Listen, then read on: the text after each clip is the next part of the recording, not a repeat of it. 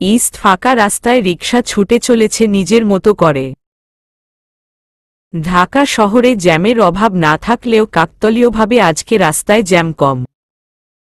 রিকশায় উঠার পর থেকেই চুপচাপ বসে আছি দুজনে, কথা বলছে নীরবতা। সন্ধ্যাবেলায় যেন রাস্তাঘাটের আসল সৌন্দর্য ফুটে উঠে, ঘরফেরা মানুষের কোলাহলে চারপাশ মুখরিত থাকে। আশেপাশে সেসব দেখতে দেখতে চলছি আমরা। চায়ের টঙে আড্ডা দিচ্ছে লোকজন, সুখ দুঃখের গল্প হচ্ছে চায়ের কাপের সাথে, দোকানিরা ক্রেতা পেয়ে ব্যবসায় মত্ত, চারদিকে রমরমা অবস্থা। জামা, চুড়ি, কত কিছুর দোকান একসাথে। ফুলের দোকানের সামনে দিয়ে যাওয়ার সময় মৌ গন্ধে মোহনীয় হয়ে আছে চারপাশ। রংবেরঙের ফুলের সমাহার মুগ্ধ চোখে চেয়ে চেয়ে দেখছি আমি। হঠাৎ মনে হলো এই মুহূর্তে একতোড়া ফুল হাতে নিয়ে থাকলে নেহাত মন্দ হতো না। আর কিছুদূর যেতেই পূর্ণ রিকশাওয়ালা মামাকে বললেন, মামা, রিকশাটা একটু সাইড করো তো। উনার কথা মতো রিকশা থামল। আমরা রিকশা থেকে নামতেই পূর্ণ আমাকে একটা চুড়ির দোকানের সামনে নিয়ে গেলেন। চুড়িগুলোর দিক চেয়ে বললেন, দেখো তো কোনো রঙেরটা পছন্দ হচ্ছে আমার জন্য। না, আমার আরেকটা বউ আছে তার জন্য বলছিলাম। তোমার সতীনের জন্য পছন্দ করো। আমি সরু চোখে তাকিয়ে উনার হাতে চিমটি দিলাম। পূর্ণ বাঁকা হেসে বললেন, হারি আপ তুরফা, বাসায় যেতে হবে আমাদের। রিকশা দাঁড় করিয়ে রেখেছি তো। আমি মাথা নাড়িয়ে চুড়িগুলো দেখতে লাগলাম। এরই মাঝে পূর্ণ কোথায় যেন গেলেন। আমি একজোড়া নীল চুড়ি হাতে পরে দেখছিলাম। তখনই পূর্ণ ফিরে এলেন। আমার হাতের দিকে তাকিয়ে মানিব্যাগ বের করতে করতে বললেন, পারফেক্ট, এটা মানিয়েছে তোমার হাতে। হাতে পরেই থাকো, খুলো না। অতঃপর চুড়ির দোকানিকে দাম দিয়ে আমায় নিয়ে রিকশায় উঠলেন। আমি হাতের চুড়িগুলো নেড়েচেড়ে দেখছিলাম। হঠাৎ কোমরে পূর্ণর স্পর্শে শিউরে উঠে উনার দিকে তাকালাম। উনি পকেট থেকে একটা গোলাপ বের করে আমার কানে গুজে দিতে দিতে বললেন, কোনো কিছু ভালো লাগলে তুমি আমাকে বলো না কেন? তোমার তো অধিকার আছে আমাকে বলার। সব সময় কেন আমাকেই নিজে থেকে বুঝে নিতে হবে? এরপর থেকে কোনো কিছু নিতে মন চাইলে আমাকে সরাসরি বলবে, ঠিক আছে? উনার ভারী কণ্ঠে তার দিকে আর চোখে তাকালাম আমি। পূর্ণ কান থেকে হাত সরিয়ে ভ্রু তুলে বললেন, কি? আমি মাথা নেড়ে বললাম, কিছু না। এরপর আর কোনো কথা হলো না আমাদের। মিনিট 5 মধ্যেই বাসায় পৌঁছে গেলাম। রিকশা থেকে নেমে বাসায় ঢুকব এমন সময় পূর্ণ পেছনে থেকে বললেন, ভাবছিলাম যে কোনো ফুলটা বেশি সুন্দর, বলো তো? তোমার গোলাপ না আমার গোলাপ? উনার প্রশ্নে থমকে দাঁড়ালাম আমি। পেছনে ঘুরতেই চোখে পড়ল তার মুখের স্নিগ্ধ হাসি, যে হাসিতে বেশিক্ষণ তাকিয়ে থাকা দেয়। বাসায় প্রবেশের পরই চুড়ি আর ফুল দেখে হৈ হৈ করছে রাইসা আর প্রিয়া। এমনকি ওদের সাথে যোগ দিয়েছেন প্রান্ত ভাইয়াও। কেউ আমাকে খেপাতে বাকি রইল না, বরাম্মু শুধু মিটমিটিয়ে হাসছিলেন। এদিকে আমি লজ্জায় শেষ আর পূর্ণ দিব্যি নির্বিকারভাবে ফ্রেশ হতে চলে গেলেন উনার গম্ভীর মুখখানা প্রদর্শন করে। ভাবখানা এমন যেন এখানে কি হচ্ছে উনি কিছুই জানেন না। রাইসা আমার দিকে ভ্রু তুলে জিজ্ঞেস করল, জল গড়িয়ে তাহলে এতদূর গিয়েছে আর আমি জানলামও না? চুপ কর, এখনো তেমন কিছুই হয়নি। তা তো দেখতেই পাচ্ছি বেবি। আর কিছু হওয়া বাকি আছে কই? আমি রাইসার দিক চোখ পাকিয়ে তাকাতেই ও হেসে মুখ বন্ধ করল। এদিকে প্রিয়া উদাসী মুখ করে বলল, আজ আমার জামাই নেই বলে কেউ এভাবে চুড়ি, গোলাপ গিফট করে না। জীবনটাই কষ্টের। ওর রিয়েকশন দেখে হেসে ফেলল সবাই। প্রান্ত ভাইয়া প্রিয়ার মাথায় গাঁটটি মেরে বললেন, তাই না? খুব শখ হয়েছে তোর বিয়ে করার? দাঁড়া, আজকেই বাবাকে বলছি তোর জন্য পাত্র খুঁজতে। পাত্র তো খুঁজেই ফেলেছি ভাইয়া, বিয়ে হওয়াটাই বাকি এখন, বিড়বিড়িয়ে বলল প্রিয়া। প্রান্ত ভাইয়া ভ্রু কুঁচকে জিজ্ঞেস করলেন, কি বললি? স্পষ্ট করে বল। বুঝিনি। কিছু না, এখন বুঝা লাগবে না তোমার। যাকে বুঝা দরকার তাকেই এখনো বুঝাতে পারিনি, তোমায় আর কি বুঝাবো? প্রিয়ার কথায় হতাশ দৃষ্টিতে তাকালেন প্রান্ত ভাইয়া। উনার মুখ দেখে স্পষ্ট বুঝা যাচ্ছে তিনি কিছুই বুঝেননি। অবশ্য উনি একা না, আমরা কেউই বুঝলাম না প্রিয়ার কথার অর্থ। মেয়েটা কেমন জানি অদ্ভুত কথাবার্তা বলছে আন্টির বাসায় থেকে আসার পর থেকে। প্রান্তপ্রিয়ার খুনসুটির মধ্যেই কিছুক্ষণ পর পূর্ণ এসে প্রিয়ার পাশে বসে ওর দিকে নিজের কার্ড এগিয়ে দিয়ে রাশভারী বললেন, এই নে, যা মন চায় শপিং করিস কাল। এরপর থেকে আর কখনো বলবি না তোর কেউ নেই। যতদিন না তোর বিয়ে হচ্ছে তোর সমস্ত শখাহ্লাদ পূরণ করার জন্য তোর বড় ভাই এখনো জীবিত আছে। কথাটা সবসময় মাথায় রাখবি। ইয়ে, থ্যাংক ইউ বড় ভাইয়া, তুমি দিন দিন আরো সুইট হয়ে যাচ্ছ। Love you. পূর্ণকে জড়িয়ে ধরে খুশিতে গদগদ হয়ে বলল প্রিয়া। পূর্ণও হেসে বোনের মাথায় হাত বুলিয়ে দিলেন। প্রান্ত সেদিকে চেয়ে বললেন, হ্যাঁ হ্যাঁ, এখন তো বড় ভাইয়াকেই তোর সুইট লাগবে। এরপর কোনো কিছু কিনতে হলে আমার কাছে টাকা চাস, আমিও সোজা বড় ভাইয়ার কাছেই পাঠিয়ে দেব। প্রিয়া তার দিকে ভেংচি দিয়ে বলল, আর কিছু চাবো না তোমার কাছে, তুমি সবসময় আমাকে খেপাও। আমি বড় ভাইয়ার কাছেই চাবো এরপর থেকে। তুমি ভালো না। আচ্ছা, আমি তো ভালো না, ভালো নিয়াই থাক তুই, দেখবনি কতদিন এমন থাকিস। ব্যাস, পুনরায় শুরু হয়ে গেল ভাইবোনদের টকঝাল ঝগড়া। সেদিকে মনোযোগ দিয়ে দেখছি আমি আর রাইসা। কত মজা লাগে এমন দৃশ্য দেখতে। রাইসার তো তাও একটা ভাই আছে। আচ্ছা, ওর কি মনে পড়ছে রায়হান ভাইয়ার কথা? মনের প্রশ্নটা মুখে করেই ফেললাম।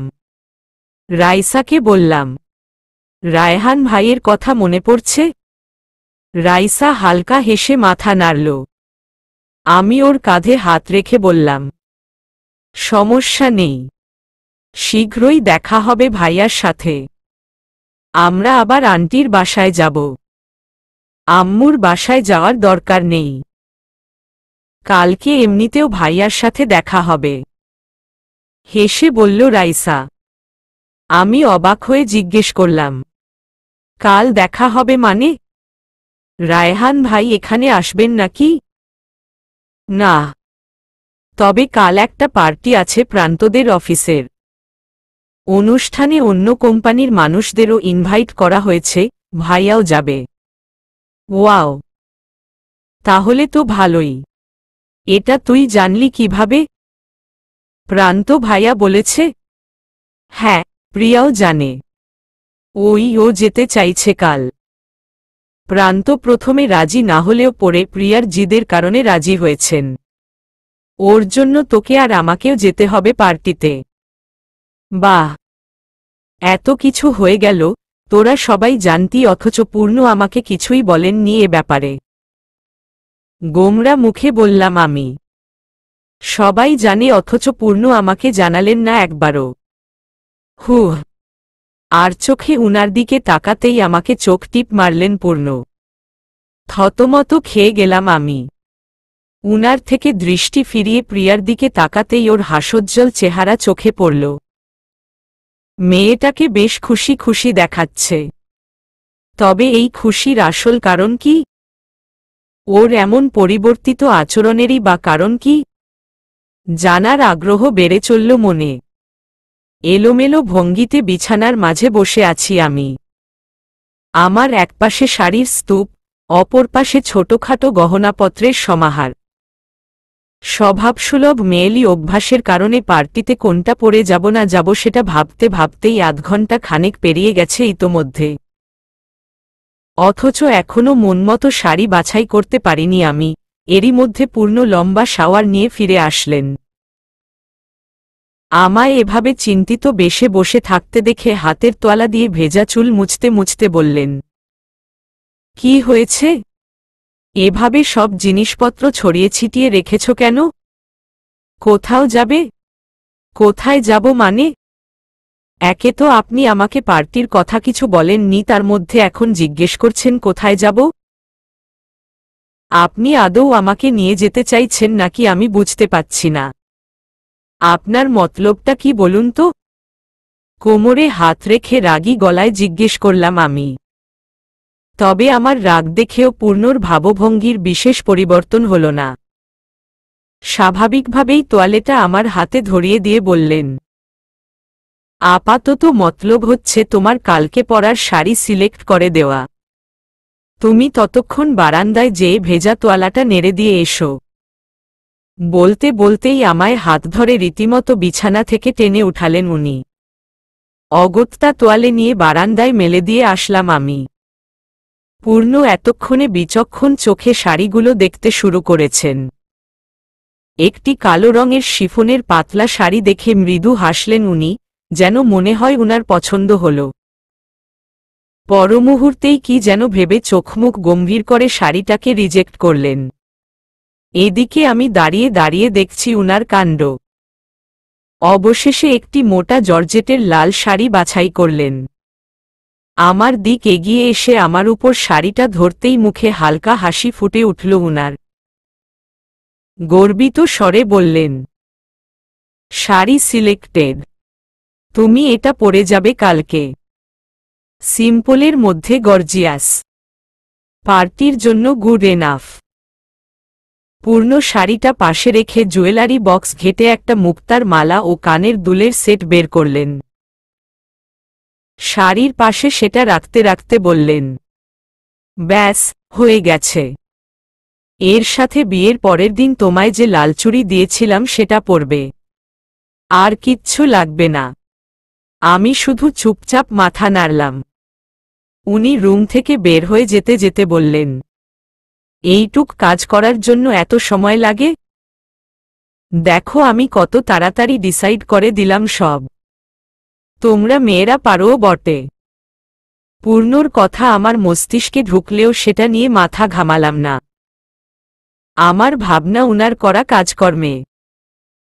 কতটা সাবলীলভাবে আমার জন্য শাড়ি গহনা বাছাই করে দিলেন, অথচ উনাকে দেখলে কেউ কখনো ভাবতে পারবে এমন গম্ভীর লোকটা একান্তে নিভৃতে বউয়ের জন্য এসব করতে পারে? পূর্ণর আচরণে সবসময় বিস্ময় জেগে উঠে মনে। এই বিস্ময় যেন কখনো শেষ হবার নয়। পরের দিন সন্ধ্যায় পার্টিতে যাওয়ার আগে প্রিয়ার রুমে বসে ওকে শাড়ি পরতে সাহায্য করলাম। এ কয়দিন শাড়ি পরতে পরতে বেশ খানিকটা আয়ত্তে এসে গেছে আমার, নিজেও পরতে পারি, অন্যকেও পরাতে পারি। প্রিয়া গুনগুন করে গান গাইছে আর মেকআপ করছে। নতুন নতুন প্রেমে পড়লে মানুষের যা যা হয় তার সবটা লক্ষণ ওর মধ্যে প্রকাশ পাচ্ছে। আমি শতভাগ নিশ্চিত যে প্রিয়া প্রেমে পড়েছে। তাও অপরিচিত কারো নয়, রায়হান ভাইয়ার প্রেমে পড়েছে। এই অঘটন কখন কিভাবে হলো জানার আগ্রহ জন্মাচ্ছে মনে, তবুও সরাসরি ওকে জিজ্ঞেস করা হয়ে উঠছে না। প্রিয়া অবশ্য নির্দ্বিধায় আমাকে 2-3 বার রায়হান ভাইয়ের পছন্দ অপছন্দ সম্পর্কে জিজ্ঞেস করেছে। আমার সন্দেহ ওর প্রশ্নেই নিশ্চয়তা পায়। অবশেষে আর কৌতূহল দমাতে না পেরে ওকে প্রশ্ন করেই বসলাম, হঠাৎ রায়হান ভাইয়ের পছন্দ অপছন্দ নিয়ে তোমার এত চিন্তা হচ্ছে কেন বোন? প্রেমে পড়ে গেছো নাকি ভাইয়ার?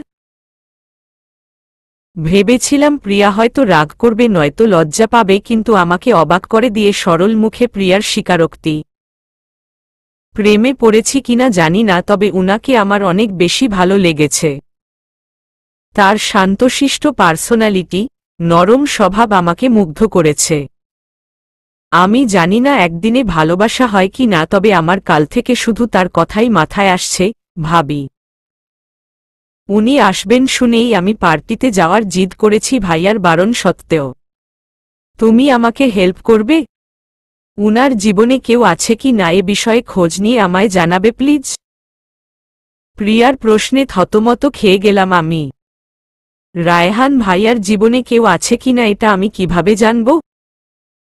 এক ছাদের নিচে একসাথে বহু বছর থাকলেও আমার উনার সাথে এমন প্রশ্ন জিজ্ঞেস করার মতো ঘনিষ্ঠ সম্পর্ক এখনো তৈরি হয়নি। আমি উনাকে জিজ্ঞেসও করতে পারবো না এমন কিছু। তাই আমতা আমতা করে প্রিয়াকে বললাম, দেখ প্রিয়া, আমি তো এ ব্যাপারে তেমন কিছু বলতে পারবো না। রায়হান ভাইয়ার সাথে এমন বিষয়ে কখনো কথা হয়নি, আমার আর হওয়ার চান্সও নেই। আমার মনে হয় রাইসা জানবে। ও তোমার হেল্প করতে পারবে। ওর বড় ভাই কি না? রাইসাকেই না হয় বলো তুমি। এই না না, ভাবি। রাইসা ভাবিকে বলবে না প্লিজ। সে তো রায়হান ভাইয়ার নিজের বোন, তাই তাকে বলতে অস্বস্তি লাগবে আমার। আর রায়হান ভাইয়ার মধ্যে কিছু হওয়ার আগে রাইসা ভাবিকে জানাতে চাইছি না আমি। আশা করি তুমি বুঝবে। ভাবিকে কিছু বলবে না প্লিজ। ঠিক আছে, রাইসাকে আমি কিছু বলবো না। তবে তোমার যে অবস্থা, এখনই প্রেমে হাবুডুবু খাচ্ছ, আমিই সন্দেহ করছিলাম তোমার উপর। তোমার ভাইদের বুঝতেও বেশি সময় লাগবে না, বুঝেছ?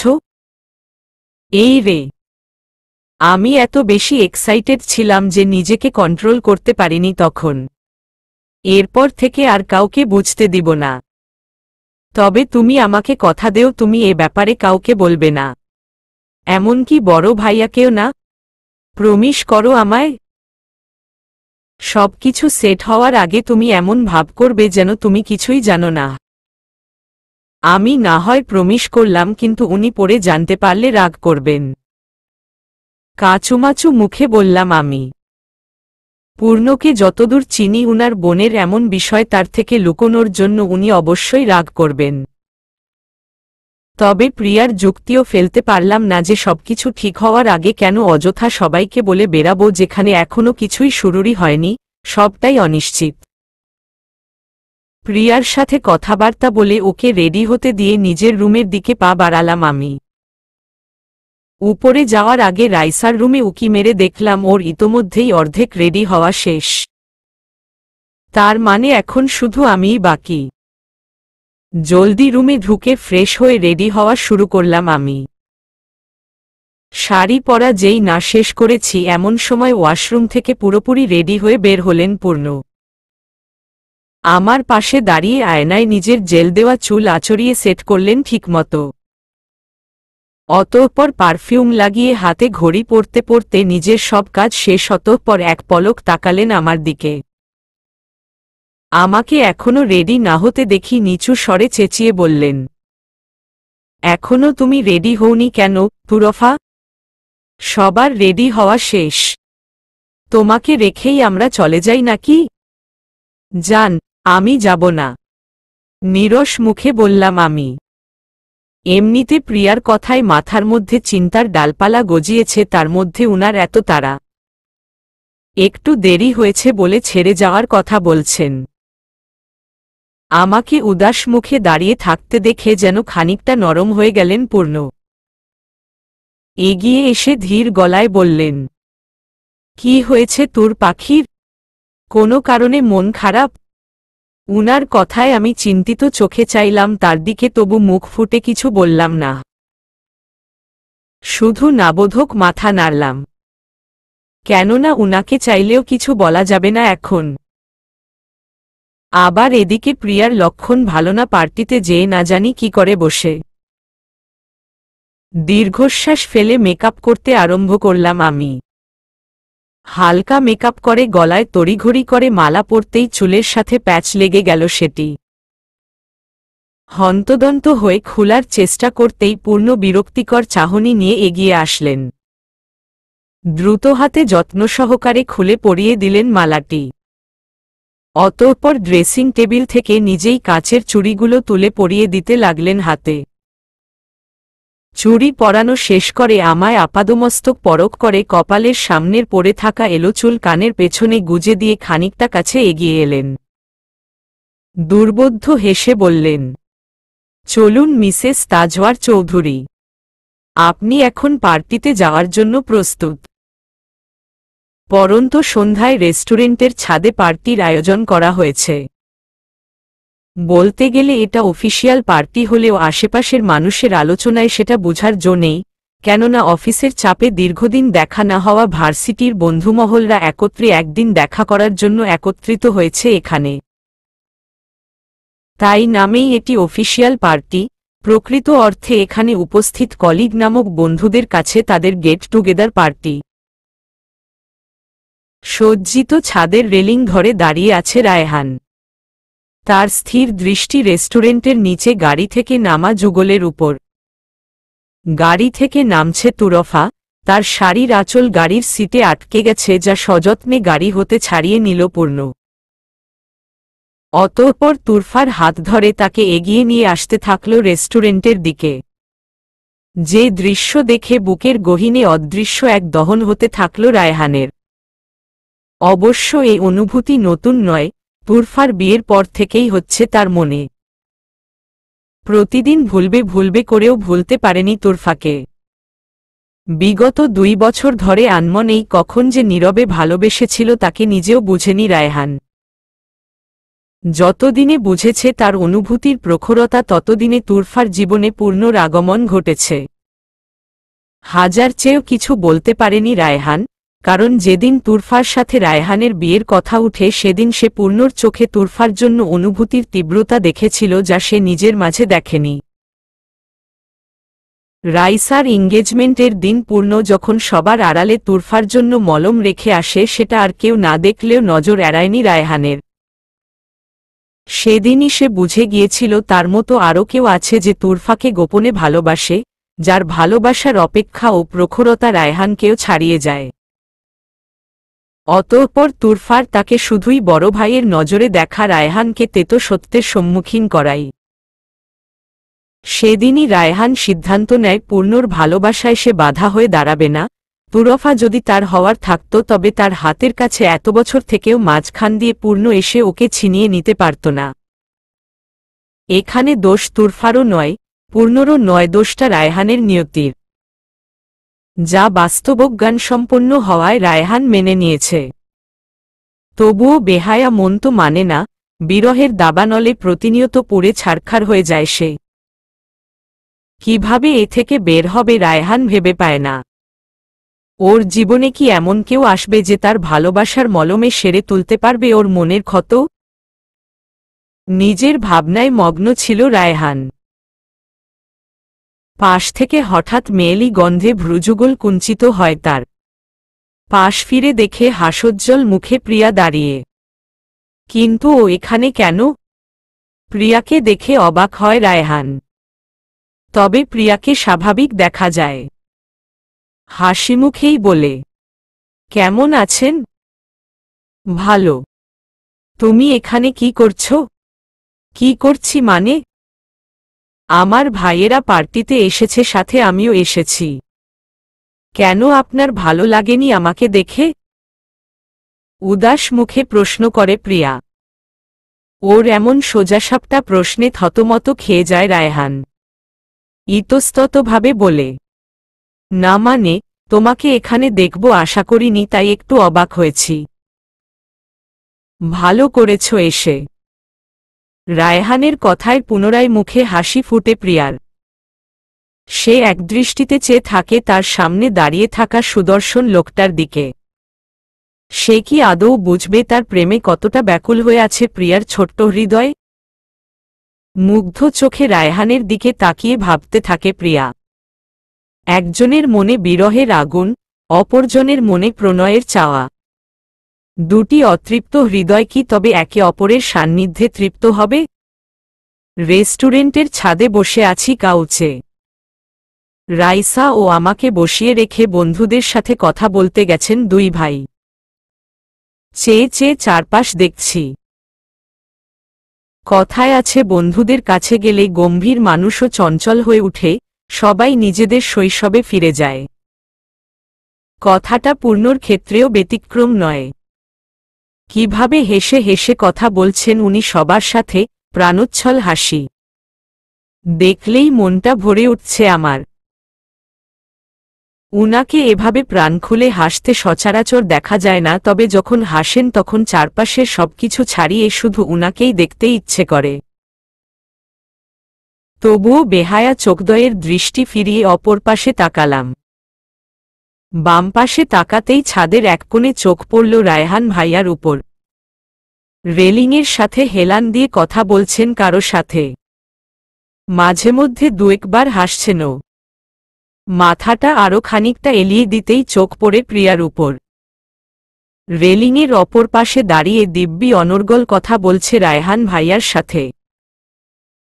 তাদের দুজন এভাবে একসাথে দেখে কিছুটা অবাকই হয়ে গেলাম আমি। প্রিয়া বেশ ফাস্ট, আসতে না আসতেই রায়হান ভাইয়া খুঁজে বের করে গল্প করাও শুরু করে দিয়েছে। তাই তো বলি ওকে খুঁজে পাওয়া যাচ্ছিল না কেন। আর চোখে কিছুক্ষণ পর্যবেক্ষণ করলাম তাদের। দুজনের জুটিটা নেহাত মন্দ হয় না। বেশ লাগছে একে অপরকে একসাথে। এরই মাঝে হাতে টান পোড়ায় পূর্ণ মনে করে আমি বললাম, আপনি এসেছেন? না, তোর উনি এখনো আসেনি। এটা আমি। এদিকে তাকা, তখন থেকে কোন দিকে তাকিয়ে আছিস? কি দেখিস? রাইসার গলায় পাশ ফিরে ওর দিকে সরু চোখে তাকালাম। সামনে তাকিয়ে দেখি পূর্ণ আর প্রান্ত দিব্যি খোশগল্পে ব্যস্ত বন্ধুদের সাথে। কি এমন কথা বলছেন সবাই? হয়তো অনেকদিন পর এক হয়ে পুরনো স্মৃতি আলোচনা করছেন সবাই। কে জানে। রাইসাকে কিছু বলবো এমন সময় প্রান্ত ভাইয়া এগিয়ে এলেন আমাদের দিকে। রাইসা ও আমাকে উদ্দেশ্য করে বললেন, তোমরা যাও, ওখানে বড় ভাইয়া আছে ওর বন্ধুদের সাথে। আমারও বন্ধু আছে কিছু, পরিচয় করিয়ে দেবে তোমাদের সাথে। প্রিয়াটা যে কোথায় গেল, আমি ওকে নিয়ে আসছি। প্রান্ত ভাইয়ার মুখে প্রিয়ার কথা শুনে বিচলিত হয়ে গেলাম আমি। যদি রায়হান ভাইয়ার সাথে ওকে দেখে ফেলেন? সন্দেহ করতে পারেন তো। তাই আমতা আমতা করে বললাম, ভাইয়া, আপনি রাইসাকে নিয়ে যান, আমি প্রিয়াকে নিয়ে আসছি। একটু আগেই দেখলাম ওকে, আপনার কষ্ট করে খুঁজতে হবে না। তাই? ওকে দেখেছ তুমি? তাহলে নিয়ে আসো। তবে জলদি এসো তুরফা, নয়তো না নিয়ে যাওয়ার অপরাধে আমাকে তোমার জামাইয়ের রাগের শিকার হতে হবে। প্রান্ত ভাইয়ার কথায় হাসলাম আমি। ওরা চলে যেতেই দ্রুত কদমে প্রিয়ার কাছে গেলাম। রায়হান ভাইয়া আমাকে এক পলক দেখে চুপ হয়ে গেলেন। উনার সাথে কুশল বিনিময় শেষে প্রিয়াকে নিয়ে অন্যদিক চলে এলাম আমি। ওর মাথায় গাঁটটা মেরে বললাম, নিজেকে একটু কন্ট্রোল করা শিখো, পাগলি। এখনই তোমার ভাই আসছিল এদিকে। আমি উনাকে ভুলিয়ে ভালিয়ে রাইসার সাথে পাঠিয়ে দিয়েছি। প্রান্ত ভাইয়াকে তো চিনোই। একবার সন্দেহ করলে কিছু হওয়ার আগেই সব শেষ হয়ে যেত তোমার।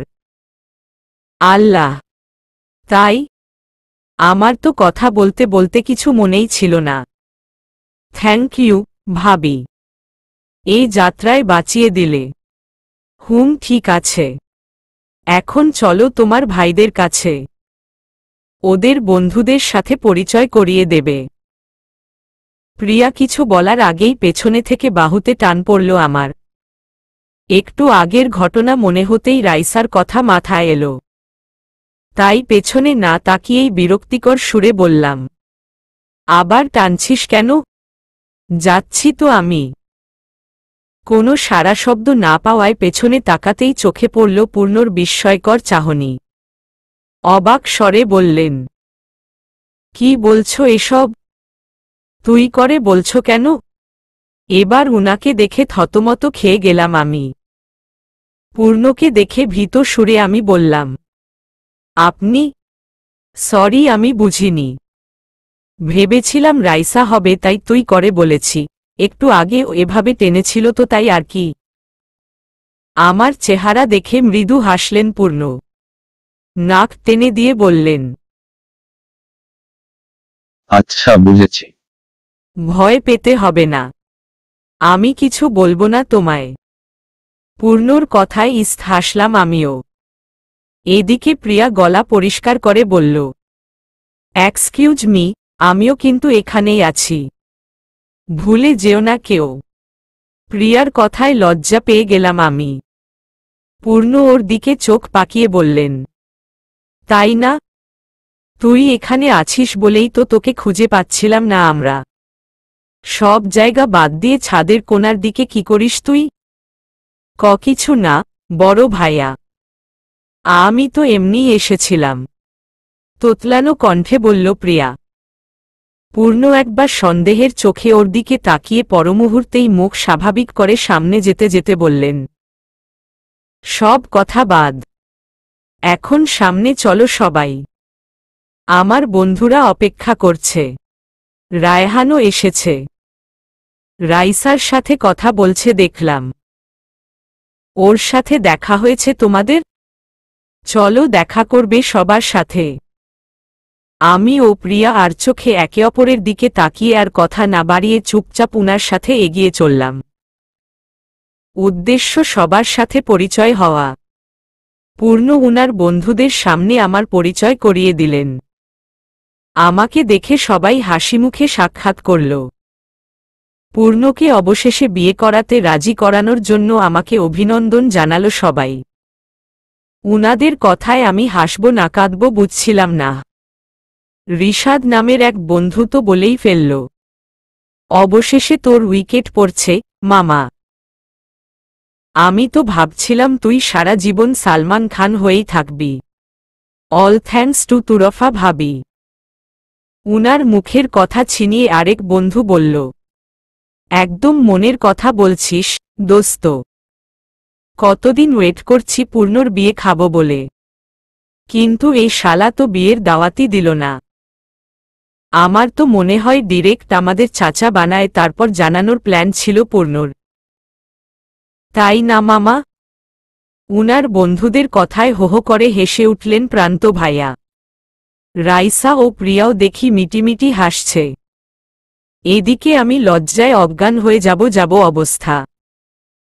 ভেবেছিলাম পূর্ণ রাগ করবেন বা কিছু বলবেন, অথচ জনাব দেখি নিজেও মজা নিচ্ছেন। ঠোঁট কামড়ে হেসে বন্ধুদের বললেন, বউ আমার এখনো ছোট, তাই আপাতত তোদের চাচা হওয়ার শখ পূরণ করতে পাচ্ছি না। আপাতত আরও কয়েক বছর ওয়েট কর, যেমনটা আমি করছি। ওহো মামা, তুমি দেখি বাপ হওয়ার জন্য খুব এক্সাইটেড। সব তো মনে হয় অলরেডি প্ল্যান করে রেখেছ। উনাদের কথায় চোখ বড় বড় হয়ে গেল আমার। অসভ্য লোকটা বলছে কি মানুষের সামনে? উনার বন্ধুরাও বা কেমন বেহায়ার মতো কথা বলছে। লজ্জায় আমার নাকের ডগা পর্যন্ত লাল হয়ে গেল।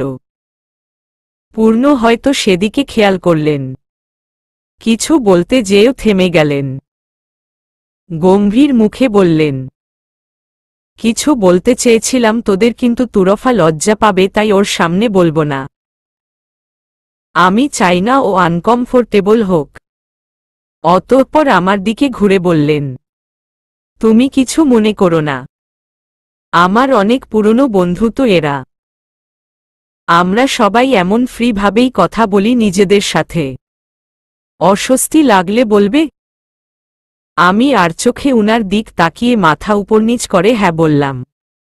রিশাদ ভাইয়া প্রান্ত ভাইয়ার কাঁধে চাপড় দিয়ে বলল, বুঝলে ছোট ভাই, তোমার বর্দা তো দেখি একদম বউভক্ত হয়ে গেছে।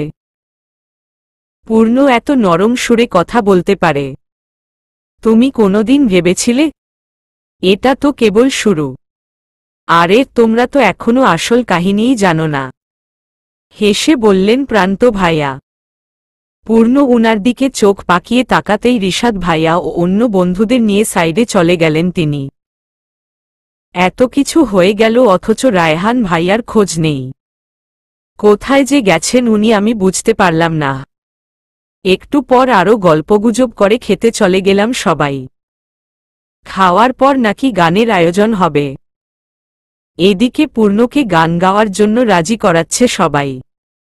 অন্যদিকে তাকিয়ে দেখি রায়হান ভাইয়ার হাতেও গিটার। যা দেখে অবাক হয়ে গেলাম আমি। তাহলে কি উনি গিটার আনতে গিয়েছিলেন নাকি? উনিও কি গান গাইবেন নাকি? তাহলে তো আজ বেশ ভালোই আসর জমবে। উচ্ছ্বাসিত চোখে গানের আসর শুরু হওয়ার অপেক্ষা করলাম আমি। পাশাপাশি চেয়ারে বসে আছি আমি আর পূর্ণ। আমাদের সাথে বসে আছেন রিশাদ ভাইয়া, প্রিয়াসহ পূর্ণর কিছু বন্ধু। আমাদের মুখোমুখি বসে আছেন রায়হান ভাই, তার পাশে রাইসা, প্রান্ত ভাইয়ারা। হাসি ঠাট্টা, গল্পগুজবের মাঝেই গিটারের টুংটাং শব্দ ভেসে আসছে। দমকা হাওয়া বইছে যা শিহরণ আরও বাড়িয়ে দিচ্ছে। দুই পক্ষ মিলে গানের কলি খেলা হবে। রিশাদ ভাইয়া শুরু করলেন প্রথমে। স্টেশনের রেলগাড়িটা মাইপা চলে ঘড়ির কাঁটা। প্ল্যাটফর্মে বৈশা ভাবি কখন বাজে 12টা। কখন বাজে 12টা? প্রান্ত ভাইয়া সামনে থেকে বিরক্তিকর সুরে বললেন, শালা তোর এই গান গাওয়া লাগলো? এটা কোনো গান হলো? আমি দেখাচ্ছি কেমন গান গাইতে হয়, দাঁড়া। ট দিয়ে না। সবাই মাথা নাড়লে প্রান্ত ভাইয়া রাইসার দিকে চোখ টিপ মেরে গাইতে শুরু করলেন। টিপ টিপ বার্ষা পানি, পানি মে আগ লাগা দি, আগ লাগি দিল মেজো, দিল কো তেরি ইয়াদ আই। প্রান্ত ভাইয়ার গান শুনে রাইসা বেচারি লজ্জায় কেসে উঠল। বাঁকা হেসে গান বন্ধ করে দিলেন প্রান্ত ভাইয়া। সবাই হেসে গড়াগড়ি খাচ্ছে এতক্ষণে। উনাদের এক বন্ধু লিমন ভাইয়া হাসতে হাসতে বললেন, ফানি, রোমান্টিক সবই হল, একটা বিরহের গান না হলে হয়? এই রায়হান, এবার তুই গাতো। তখন থেকে চুপচাপ বসে আছিস। সত্যিই ছ্যাঁকাটেকা খাইছিস নাকি মামা? কি হইছে তোর? কিছুই হয়নি। কি গান গাবো সেটাই ভাবছিলাম বসে বসে। ছ্যাঁকা মার্কা গান শুনবি যখন তাহলে গেয়েই শোনাই একটা। কি বলো সবাই? হ্যাঁ হ্যাঁ, এটা আবার বলতে হয়? তবে বেশি কষ্টের গান গাস না যেন। একটা সুন্দর গান গা। আচ্ছা ঠিক আছে, আমার পছন্দের একটা গান গেয়ে শোনাই তোদের তাহলে। কথাটা বলেই গিটারে সুর তুলতে শুরু করলেন রায়হান ভাই। সবার মনোযোগ এখন উনার দিকে। তবে উনার দৃষ্টি আকাশের দিকে। চাঁদের দিক চেয়ে গাইতে আরম্ভ করলেন। অবাক চাঁদের আলোয় দেখো, ভেসে যায় আমাদের পৃথিবী। আড়াল হতে দেখেছি তোমার নিষ্পাপ মুখখানি। ডুবেছি আমি তোমার চোখের অনন্ত মায়ায়। বুঝিনি কভু সেই মায়া তো আমার তরে নয়। ভুলগুলো জমিয়ে রেখে বুকের মণিকোঠায় আপন মনের আড়াল থেকে ভালোবাসব তোমায়। তোমার চিরচেনা পথের ওই সীমা ছাড়িয়ে এই প্রেম বুকে ধরে আমি হয়তো যাব হারিয়ে। চোখের গভীরে তবু মিছে ইচ্ছে জড়িয়ে একবার শুধু একটিবার হাতটা দাও বাড়িয়ে। ডাকবে না তুমি আমায় জানি কোনো দিন, তবু প্রার্থনা তোমার জন্য হবে না মলিন। শেষোক্ত পংক্তিটুকু রায়হান ভাই হঠাৎ করেই আমার দিকে চেয়ে বললেন। এক মুহূর্তের জন্য উনার স্থির দৃষ্টি দেখে হঠাৎ কেঁপে উঠলাম আমি। আচ্ছা, উনি কি তবে সত্যিই আমাকে পছন্দ করতেন? উনার চোখের ভাষা তো তাই বলছে। হঠাৎ করেই সত্যটা উপলব্ধি করে মনটা খুব বিষণ্ণ হয়ে উঠল আমার। এত বছরে কোনোদিন আমি ওভাবে খেয়াল করিনি তার আচরণ, এজন্যই হয়তো চোখে পড়েনি তার অনুভূতি। তবে এখন উনার বা আমার কিছু করারও নেই, আমি চাই উনি নিজের জীবনে ভালো থাকুক। প্রিয়ার দিক তাকিয়ে দেখি সে মুগ্ধ চোখে চেয়ে আছে রায়হান ভাইয়ের দিকে। ওর দৃষ্টিতে উনার জন্য একরাশ ভালোবাসা স্পষ্ট চোখে পড়ছে আমার। যে ভালোবাসাটা রায়হান ভাইয়ার জীবনে এখন সবচেয়ে প্রয়োজন। এতদিন আমি প্রিয়াকে রায়হান ভাইয়ার জীবনে আনার ব্যাপারে সাহায্য করব কি না অনিশ্চিত ছিলাম, তবে এখন হতে আমি নিজে থেকেই চাই প্রিয়া উনার জীবনে জায়গা করে নিক। ওর চঞ্চলতায়, ভালোবাসায় রাঙিয়ে তুলুক রায়হান ভাইয়ার সাদাকালো জীবন। নিজের ভাবনার মাঝেই কাঁধে পূর্ণর হাতের স্পর্শ অনুভব করলাম আমি। উনার দিকে তাকাতেই দেখি তিনি শীতল দৃষ্টিতে চেয়ে আছেন আমার দিকে। আমি সেদিকে এক পলক চেয়ে চোখ নামিয়ে নিলাম। পূর্ণ গলা ঝেড়ে সকলের দৃষ্টি আকর্ষণ করে বললেন, বাহ রায়হান, সুন্দর গান গাও তো তুমি। তোমার গান শুনে সবাই ফিল করেছে। পরিবেশটা হঠাৎ করেই চুপচাপ হয়ে গেছো দেখো। তাই তো দেখছি। এবার তাহলে তুমি পরিবেশটা পুনরায় স্বাভাবিক করে দেও তো। পূর্ণ হালকা হেসে হাত বাড়ালেন রায়হান ভাইয়ার দিকে। রায়হান উনার ইশারা বুঝে নিজের হাত থেকে গিটার এগিয়ে দিলেন। পূর্ণ চেয়ার টেনে আমার দিক ঘুরে গিটার নিয়ে বসে সুর তুলতে লাগলেন। কারণে অকারণে, নিষেধে বা বারণে, তোমার নামেই যত জোছনা নিলাম। নিয়মে অনিয়মে, দহনে বা ধারণে, আমায় নিখোঁজ ভাবো কেন? বা পাশেই ছিলাম। আমি তোমার দ্বিধায় বাঁচি, তোমার দ্বিধায় পুড়ে যাই। এমন দ্বিধার পৃথিবীতে তোমায় চেয়েছি পুরোটাই। আমি তোমার স্বপ্নে বাঁচি, তোমার স্বপ্নে পুড়ে যাই। এমন সাধের পৃথিবীতে তোমায় চেয়েছি পুরোটাই। উনি পুরোটা সময় আমার চোখের দিক সরাসরি তাকিয়ে অনবদ্য গলায় গানটি গেয়েছেন। আজ পূর্ণ নিজের ভালোবাসা আড়াল হতে প্রকাশ করেননি, গানের মাধ্যমে সরাসরি বুঝিয়ে দিয়েছেন আমায়। আমি উনার দিকে তাকাতেই স্নিগ্ধ হাসি উপহার দিলেন আমায়। এত মানুষের মধ্যে উনার এহেন আচরণ একই সাথে মুগ্ধতা ও লজ্জায় ফেলল আমায়। রক্তিম আভা নিজ দায়িত্বে ছড়িয়ে পড়ল দুগালে। চোখের পলক তুলতে পারলাম না উনার দিকে। এমন সময় পূর্ণর বন্ধুরা উনাকে খেপানোর সুরে একে অপরকে উদ্দেশ্য বলল, দোস্ত, আমাদের আর বেশিদিন অপেক্ষা করতে হবে না। পূর্ণর যে অবস্থা তাতে বছর না ঘুরতেই ও বাপ হয়ে যাবে আমার মনে হচ্ছে। তোরা আবার শুরু করলি? পূর্ণ চোখ পাকিয়ে তাকালেন উনাদের দিকে। আমি আর এখানে বসে থাকলাম না, উঠে চলে গেলাম অন্যদিকে।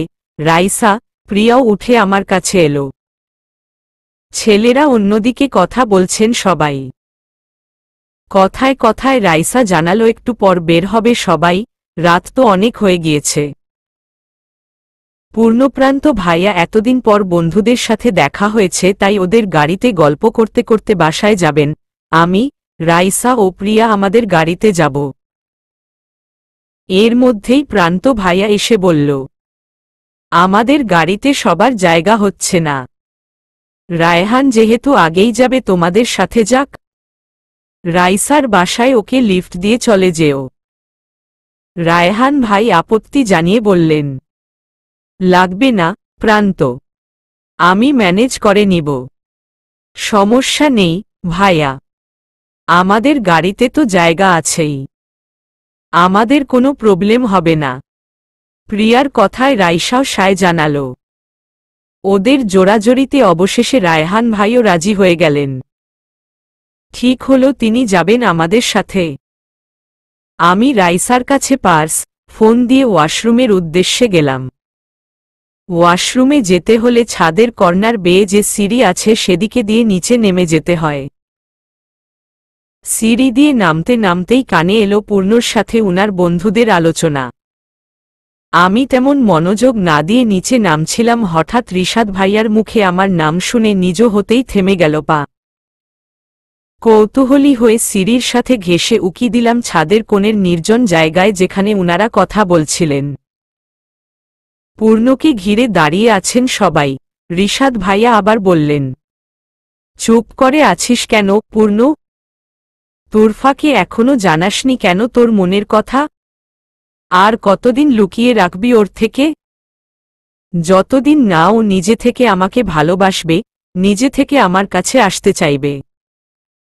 পূর্ণর সরল স্বীকারোক্তি। উনার বন্ধুদের চোখে বিস্ময়। লিমন ভাইয়া তো রেগেই বলে উঠলেন, শালা এত বছর অপেক্ষা করেছিস যার জন্য তাকে নিজের এত কাছে পেয়েও কিভাবে কন্ট্রোল করিস তুই? আমি জাস্ট বিশ্বাস করতে পারছি না তোদের মধ্যে এখনো প্রেম নিবেদন হয়নি। এমন চাপা কেন তুই?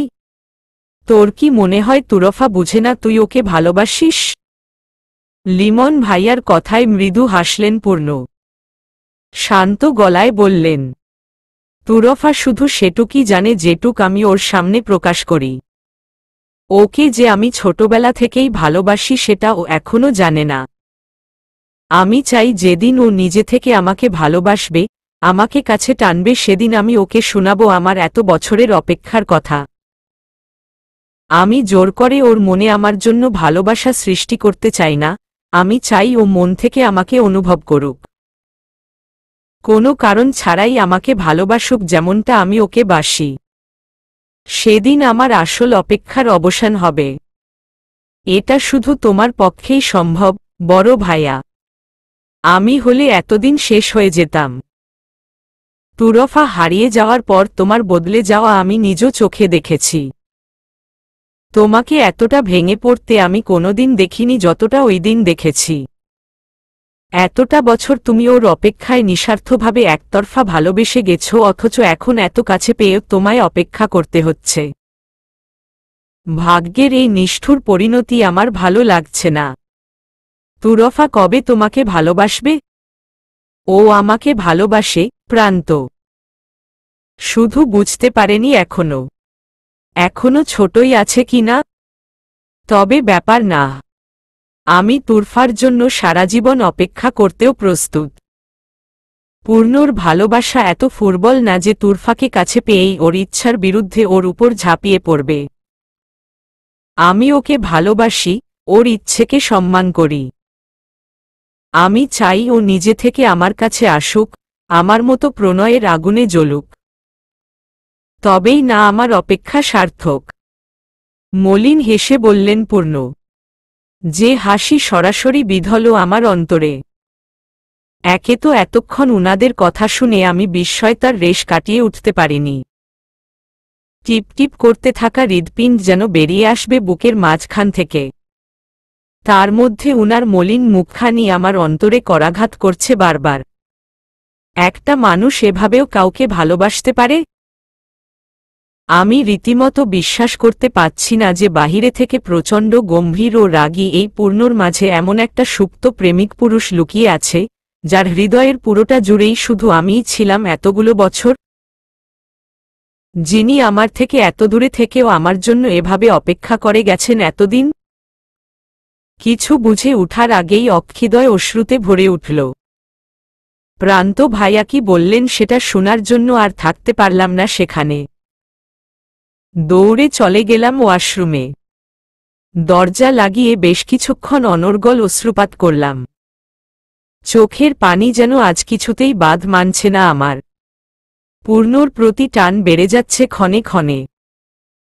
নির্বোধ আমি তো ভেবেছিলাম উনি বিয়ের পর থেকে আমায় পছন্দ করেন, কিন্তু এই লোকটা যে মনের গহীনে এতদিনের আবেগ পুষে রেখেছিলেন সে খবর একবারও কিভাবে টের পেলাম না আমি। অতঃপর বেশ কিছুক্ষণ দুহাতে মুখ ঢেকে কেঁদে ফেললাম। নিজেকে সামলানো যেন বড্ড দায় হয়ে যাচ্ছে এ মুহূর্তে। পূর্ণ কি জানেন না এই অল্প সময়ের ব্যবধানে আমি কতটা গভীরভাবে উনার মায় জড়িয়ে গেছি? উনাকে কিভাবে বুঝাবো আমি যে আমিও উনাকে ভালোবেসে ফেলেছি? হিসেব করে দেখলাম পূর্ণ ও আমার বয়সের ব্যবধান ৮ বছর। এখন আমার ১৯, উনার ২৭। আমার আন্টির বাসায় আসার প্রায় ১০ বছর পার হয়েছে। অর্থাৎ উনি এতগুলো বছর আমাকে একতরফা ভালোবেসে গেছেন। এটা কি আদৌ সম্ভব? বিষয়টা মনে হতেই চিৎকার করে কান্না আসছে আমার। কিভাবে সহ্য করেছেন উনি কে জানে? তার এত বছরের বিশুদ্ধ ভালোবাসা কিভাবে শোধ করব বুঝতে পেল না আমার ছোট্ট মন। কান্নার দমকে বার কয়েক কেঁপে উঠলাম আমি। জোরে জোরে শ্বাস নিয়ে নিজেকে থামানোর ব্যর্থ চেষ্টা করলাম।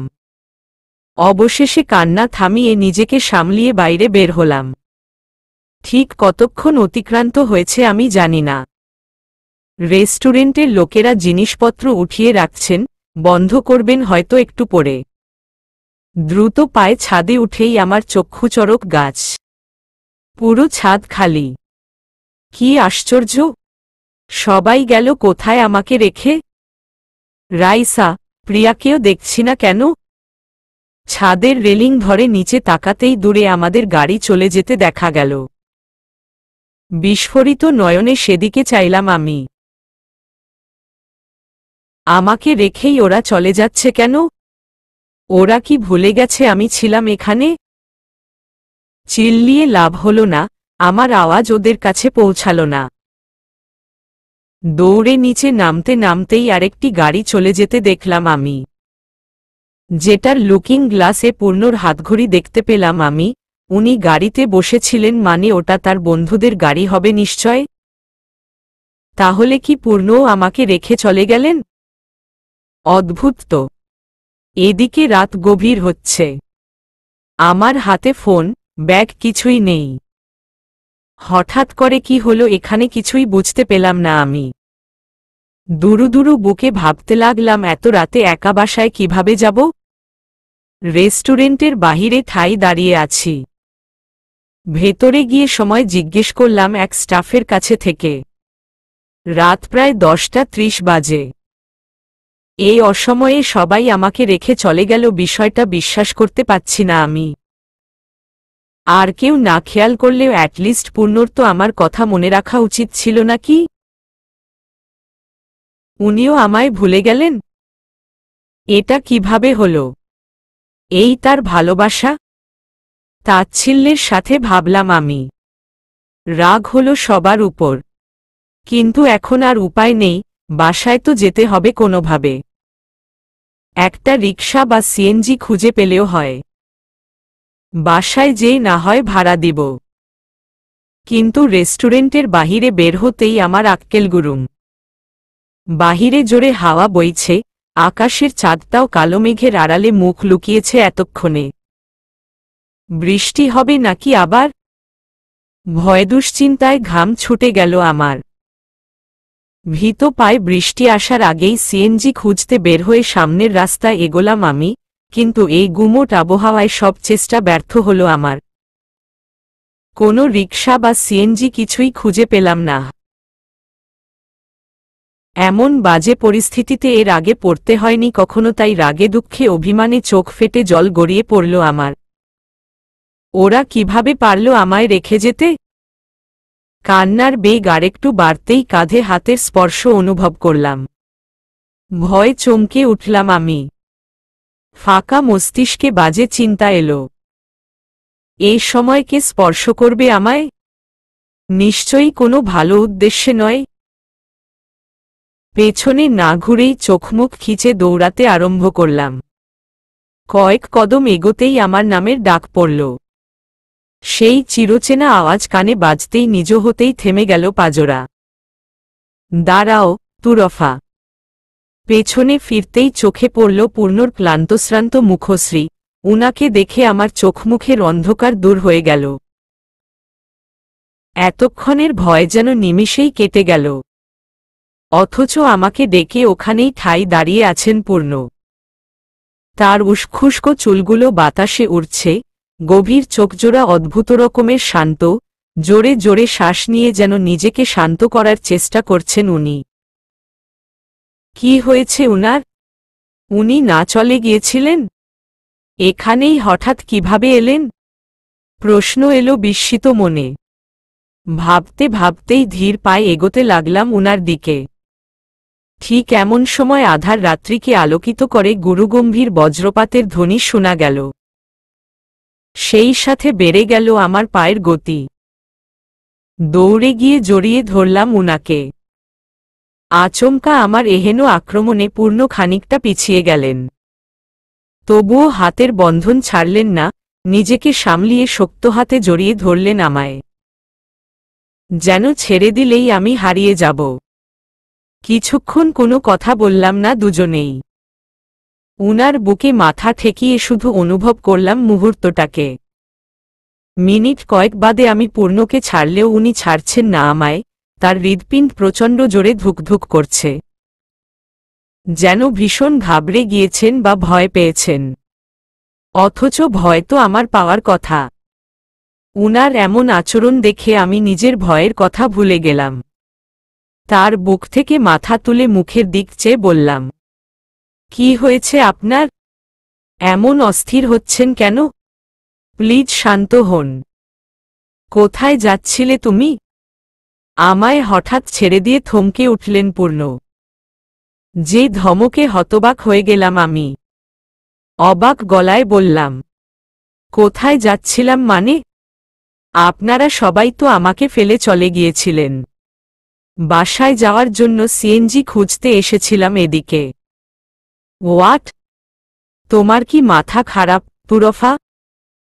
তুমি এটা ভাবলে কি করে যে তোমাকে একা রেখে চলে যাব আমি? রেগে বললেন পূর্ণ। রাগের শিখায় উনার চোখজোড়া খানিকটা লালচে হয়ে গেছে। আমার হৃদয় কুঞ্চিত হয়ে গেল উনার কথায়। উনি আমাকে রেখে না গেলে তাকে দেখলাম না কেন ভেতরে? বিস্মিত সুরে জিজ্ঞেস করলাম, আপনি তাহলে কোথায় ছিলেন এতক্ষণ? আমি তো গাড়িতে আপনার হাতঘড়িই তো দেখেছি, আমার স্পষ্ট মনে আছে। ওটা আপনি ছিলেন না। বলতে বলতেই পূর্ণর হাত টেনে নিলাম আমি। উনার হাত ফাঁকা দেখে গোল গোল চোখে তার মুখের দিক তাকালাম। আমাকে এভাবে তাকিয়ে থাকতে দেখে পূর্ণ দীর্ঘশ্বাস ফেলে বললেন, আকাশ দেখে মনে হচ্ছিল বৃষ্টি আসতে পারে, তাই হাতঘড়ি আর ফোন প্রান্তের কাছে দিয়ে এসেছি আমি। সব বন্ধুরা গাড়িতে গেলে লিমনের বাইকটা থেকে যেত, তাই আমি পরে ভাবলাম তোমাকে নিয়ে বাইকে বাসায় যাই। এজন্যই ওদের গাড়িতে তুলে দিয়ে বাইক নিতে গিয়েছিলাম পার্কিং থেকে। ভেবেছিলাম বাইক রেস্টুরেন্টের সামনে এনে তারপর তোমাকে নিয়ে আসব ভেতর থেকে, কিন্তু এরই মাঝে যে তুমি রেস্টুরেন্ট থেকে বের হয়ে এসব কাণ্ড করবে তা তো আমি জানতাম না। পূর্ণর কথা শুনে আকাশ থেকে পড়লাম আমি। উনি এত কিছু ভেবে রেখেছিলেন আমাকে বাসায় নিয়ে যাওয়ার জন্য, আর আমি ভাবলাম উনি আমাকে রেখেই চলে গেছেন। নিজের উপর নিজেই বিরক্ত হলাম। উনার ভালোবাসাকে সন্দেহ করছিলাম আমি। কাঁচুমাচু মুখে তার পানে চেয়ে বললাম, সরি। আসলে রাইসাদের চলে যাওয়ার পর আমি নাপ্রান্ত ভাইয়ার হাত দেখে আপনি মনে করে ঘাবড়ে গিয়েছিলাম। ভয়ে চিন্তায় মাথা কাজ করছিল না আমার, তাই কি করব না করব ভাবতে ভাবতেই কি করবে না করবে ভাবতে ভাবতেই বেকুবের মতো এত রাতে মাঝরাস্তায় সিএনজি খুঁজতে বেরিয়ে পড়লে তুমি, তাই তো? আবহাওয়ার ভাবসাব দেখেছ তুমি? আর রাস্তাঘাটে এমন রাতে কেমন বিপদ হতে পারে তোমার আইডিয়া নেই? এতটা কেয়ারলেস কেন তুমি, তুরফা? আমাকে কি তুমি শান্তিতে থাকতে দিবে না? আমার কথা শেষ না করতেই চেঁচিয়ে উঠলেন পূর্ণ। যদিও উনার কথায় যুক্তি আছে, আমার বোকামির জন্য এটুক কথা প্রাপ্য আমার, তবুও হঠাৎ উনার এত বকা খেয়ে মুখটা ভার হয়ে গেল আমার। চোখের কোঠায় জমা হলো বিন্দু বিন্দু অভিমানী জল, যেগুলোকে কোনোমতে সামলিয়ে মাথা নিচু করে ছোট গলায় বললাম, আমি কি করব বুঝতে পারিনি। ভয়ে টেনশনে মাথা কাজ করছিল না আমার। আমি কথার মাঝখানে আচমকা দুই গালে পূর্ণর হাতের স্পর্শ পেয়ে কেঁপে উঠলাম আমি। চোখ তুলে উনার দিকে তাকাতেই দুজনের অক্ষিদয় মিলিত হল। পূর্ণর চোখে আকুলতা। নরম সুরে বললেন, তুমি এমন করো কেন, তুর পাখি? আমার কথা কি একবারও ভাবো না? আজ যদি তোমাকে আমি ঠিক সময়ে খুঁজে না পেতাম তবে আমার কি হতো বলো? উনার কোমল কণ্ঠের এমন কথা শুনে নিজেকে আর ধরে রাখতে পারলাম না আমি। ঝাঁপিয়ে পড়লাম তার বুকের মধ্যিখানে। চোখের পানিগুলো বাঁধ ভেঙে গড়িয়ে পড়ল আরও একবার। কাঁদতে কাঁদতেই বললাম, আমি সত্যিই সরি। আমি ভেবেছিলাম সবার মতো আপনিও হয়তো আমায় ভুলে রেখে চলে গিয়েছেন এখানে। তোমার অনুপস্থিতিতেই তোমাকে ভুলতে পারিনি, আর এখন তুমি আমার জীবনের অর্ধাংশ। তোমায় ভুলে যাওয়ার সাধ্য আমার আছে কি? পূর্ণর মুখে এমন প্রণয় বার্তা শুনে কি বলবো খুঁজে পেলাম না। আজ উনার কথায়, আচরণে আমি ক্ষণে ক্ষণেই স্পষ্ট প্রমাণ পাচ্ছি উনি আমায় ঠিক কতটা ভালোবাসেন। আনমনে প্রশ্ন এলো, আমি কি সত্যিই তার এত ভালোবাসা পাওয়ার যোগ্য? মনের প্রশ্ন মনেই থেকে গেল, উত্তরটা পেলাম না। শুধু দৃঢ় করলাম হাতের বন্ধন, আরও শক্ত করে জড়িয়ে ধরলাম তাকে। এতে পূর্ণ মৃদু হাসলেন যেন, বুকটা হালকা কেঁপে উঠল উনার। আমার মুখটা হঠাৎ টেনে তুলে কপালে ভালোবাসার স্নিগ্ধ স্পর্শ এঁকে দিলেন উনি, যে স্পর্শের উষ্ণতা ছড়িয়ে পড়ল আমার সমগ্র চেতনা জুড়ে। তোমাকে একবার হারিয়ে বিরহের দাবানলে পড়েছি আমি, পুনরায় হারানোর সামর্থ্য নেই আমার।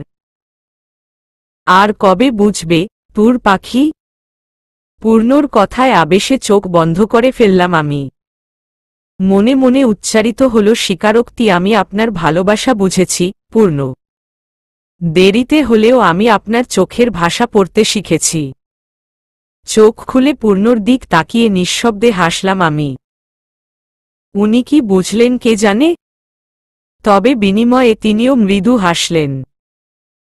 প্রায় সাথে সাথেই আকাশের বুক চিরে নেমে এলো এক পশলা স্নিগ্ধকায় বৃষ্টি। বৃষ্টি নামতে দেখে আমি তড়িঘড়ি করে উনার হাত টেনে ধরলাম। আগেরবার বৃষ্টিতে ভিজে জ্বর বাঁধিয়েছিলেন, এবারও যদি হয়? রিস্ক নেওয়া যাবে না তো? আমাকে ব্যাকুল হতে দেখে পূর্ণ দুষ্টু হেসে বললেন, এত ব্যাকুল হয় না, বৃষ্টিকন্যা। এই বৃষ্টি তো প্রেমের বৃষ্টি। এই বৃষ্টিতে ভিজলে জ্বর হয় না। এই বৃষ্টিতে শুধু প্রেম হয়। তোমার আমার বৃষ্টিময় প্রেম। পূর্ণর কথায় লজ্জা পেলেও উনার দিকে চোখ পাকিয়ে তাকালাম আমি। হুট করেই যেন বেখেয়ালি মন বলে উঠল, আমাদের দুজনের জীবনের সাথে ওতপ্রোতভাবে জড়িয়ে রয়েছে বৃষ্টি। আমাদের প্রণয়ের সূচনাও যেমন বৃষ্টিতে হয়েছিল, আমাদের প্রণয়ের পরিণতিও যেন বৃষ্টিময় দিনেই হবে। চলবে।